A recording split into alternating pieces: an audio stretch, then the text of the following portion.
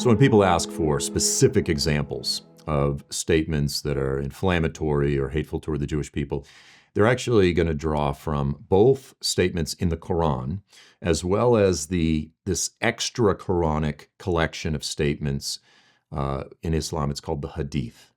So the Quran is viewed as being the words of God, the words of Allah, and the Hadith are the words and as well as the actions and example that Muhammad left behind.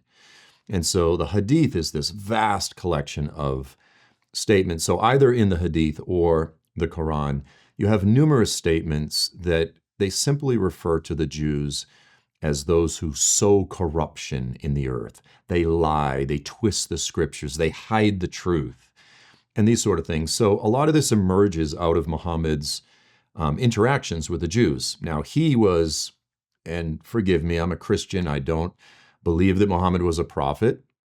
So if there's any Muslims watching this that are offended, this is my personal view.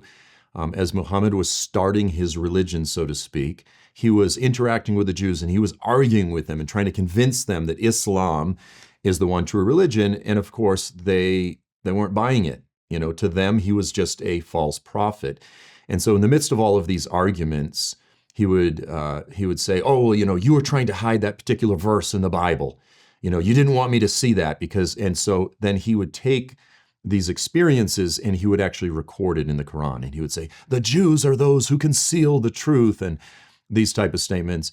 I would say one example, it's probably the most prominent example that everyone should be familiar with, is a statement in the Hadith. And it's an alleged prophecy from Muhammad. And it's concerning the last days. It says this, and there's a few different versions of it, but they're all very similar. It says, the day of resurrection will not come until the Muslims fight against the Jews and kill them, until there are only a few Jews left hiding themselves behind a tree or a rock. And then the tree or the rock will cry out and say, oh, faithful Muslim, there is a Jew behind me. Come and kill him.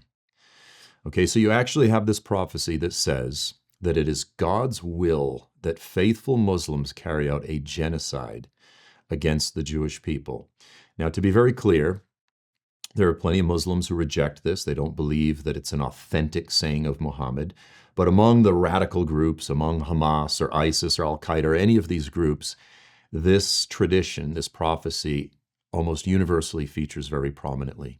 So they actually view themselves as servants of God. Their duty is to carry out a genocide, a slaughter against the Jewish people.